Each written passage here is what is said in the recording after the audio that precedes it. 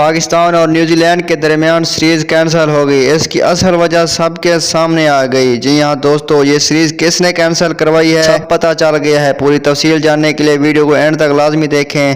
अगर अभी तक आपने मेरे चैनल को सब्सक्राइब नहीं किया है तो इसको जल्दी से सब्सक्राइब कर लें। दोस्तों, न्यूजीलैंड की प्राइम मिनिस्टर ने पाकिस्तान में सिक्योरिटी का इशू बनाकर न्यूजीलैंड क्रिकेट टीम को अपने मुल्क में वापस बुला लिया है। जी हाँ दोस्तों, ये मैच स्टार्ट होने से पहले ही इस टीम को वापस बुला लिया गया। फ्रेंड्स, न्यूजीलैंड इंडिया के साथ मिल चुका है और ये पाकिस्तान को बदनाम करना चाहते हैं। सिक्योरिटी का कोई मसला भी नहीं है, ये सिर्फ एक साजिश है। तमीज़ राजा ने न्यूजीलैंड को आड़े हाथों लेते हुए कहा, इन्होंने तो सिक्योरिटी का मसला हमें बताया ही नहीं। पता नहीं ये किस दुनिया में रह रहे हैं। इसका मसला हम ICC में ज़रूर उठाएंगे। शोएब अख्तर ने कहा, न्यूजीलैंड ने पाकिस्तान क्रिकेट का कत्ल कर दिया है। डैरन शमी ने कहा, मैं 6 साल से पाकिस्तान में आया घूमा, अपने आप को सेव महफूज किया, यहाँ पर कोई मसला नहीं है सिक्योरिटी का। ये पाकिस्तान के लिए एक बहुत बड़ी खबर है। साउथ अफ्रीकी प्लेयर डेविड मिलर ने पाकिस्तानी का दिल जीत लिया। कहा, पाकिस्तान दुनिया का महफूज तरीन मुल्क है और ये एक बहुत अच्छा मुल्क है। इसके ट्वीट ने सबके दिल जीत लिया। फ्रेंड्स, पाकिस्तानी और गैर मुल्की खिलाड़ियों ने पाकिस्तान की साइड ली और न्यूजीलैंड पर लानत भेजी कि न्यूजीलैंड ने सिक्योरिटी का मसला बनाकर सीरीज कैंसिल करके